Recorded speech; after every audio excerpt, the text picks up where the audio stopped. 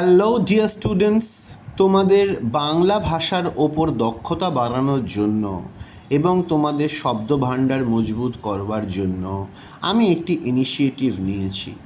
কি সেই ইনিশিয়েটিভ?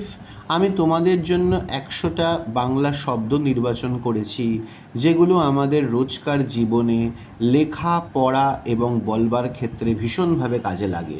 সেই 100টি শব্দের 100টি সমার্থক শব্দ আমি নির্বাচন করেছি এবং তার সাথে একটি করে বাক্য রচনা।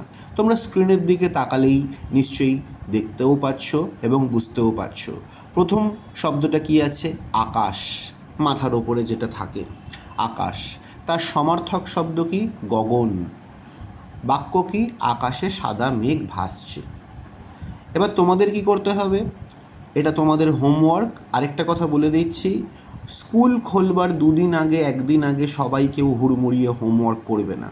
আমি এমনভাবেই ভিডিওগুলো দেব যে প্রত্যেক দিন তোমাদের স্কুলে যখন বাংলা ক্লাস হতো এবং নিয়মিত 40-45 মিনিট বাংলা নিয়ে বসতে হতো, একই রকমভাবে এই হোমওয়ার্কটাও করতে হবে। অর্থাৎ যে ভিডিওগুলো পাবে সেই ভিডিওগুলোর কাজ 1 দিন 2 দিন ধরে করবে, তারপরে আবার নতুন ভিডিও। সব কটা কাজ কিন্তু একসাথে করতে গেলে আমার উদ্দেশ্য সফল হবে না এবং তোমাদের ওপর অহেতুক চাপ পড়বে। তাই যেমনভাবে বলছি তেমনভাবেই কাজটি করবে। তাহলে চলো শুরু করে দিই আমরা। প্রথম শব্দটি তো বলেই দিয়েছি, আকাশ। তার সমার্থক শব্দ গগন। সমার্থক শব্দের মানে কি? সমযুক্ত অর্থ। একই শব্দের অন্য আরেকটা শব্দ বসানো হচ্ছে যার মানেটা, অর্থটা সমান। পরের শব্দটাই দেখো, জল। জল মানেও যা, পানি মানেও তা। ছেলে, বালক। বাক্য কি করেছি? ছেলেটি মাঠে খেলছে।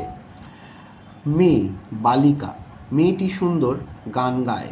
বন্ধু, সখা। ছেলে হলে সখা হবে, মেয়ে হলে সখী হবে, বান্ধব, বান্ধবী। এগুলো তো একটা করে লেখা আছে। আর আমি মৌখিকভাবে আরও 2-1টা বলে দেবো। তোমরা যারা অ্যাডভান্স লেভেলে শিখতে চাইছো, জানতে চাইছো, তারা সেগুলোকে লিখে রাখতে পারো। শিক্ষক, গুরু। ঘর, বাড়ি। পথ, রাস্তা।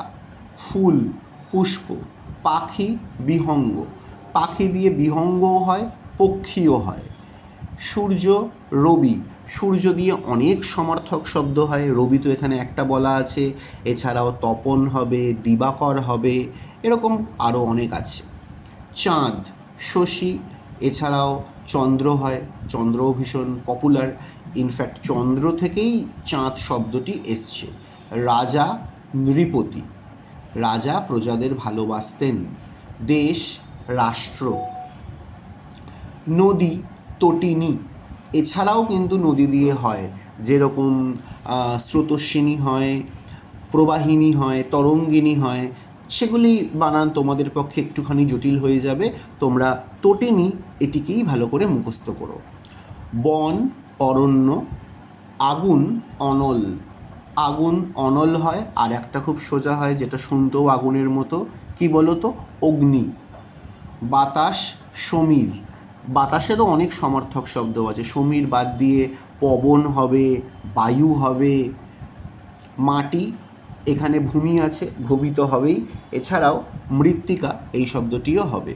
তারপরে আসছে হচ্ছে আজকের সিরিজের লাস্ট শব্দ, মা, অর্থাৎ জননী। মা আমাকে গল্প শোনান। জননী ছাড়াও মাতা তো হবেই, ময়াকার তয়াকার। মা, মাতা, জননী। ঠিক আছে? তাহলে আমরা কিভাবে হোমওয়ার্কটা করব? আমরা A4 সাইজের পেপারে করতে পারি, বা পরিষ্কার একটি সাদা খাতাতে ভালো হাতের লেখাতে করতে পারি। একদম আমরা কিভাবে করব? যেভাবে এখানে দেওয়া আছে সেভাবেই আমরা ব্যাপারটিকে লিখব। অর্থাৎ খাতাতে প্রথমে লিখলাম আকাশ, তারপরে ড্যাশ দিয়ে গগন। আর গগন বাদ দিয়েও তুমি যদি কোনো সমার্থক শব্দ জানো আকাশের, তাহলে তুমি সেটা লিখতে পারো, সেটা তোমার এক্সট্রা ক্রেডিট। তারপরে একটা আমাকে বাক্য লিখতে হবে। অ্যাজ ইউজুয়াল আমি যে বাক্যটা রচনা করেছি সেটা রচনা না করে তুমি একটা অন্য বাক্য রচনা করবে। আজকে করালাম 20টা শব্দ, পরের ক্লাসে হবে 20টা। এভাবে 5টা ক্লাসে আমরা 100টা বাংলা শব্দ ও তার সমার্থক শব্দ শিখব। আশা করি তোমরা বুঝতে পারলে। খুব শিগগিরই দেখা হচ্ছে পরের ক্লাসে। Thank you.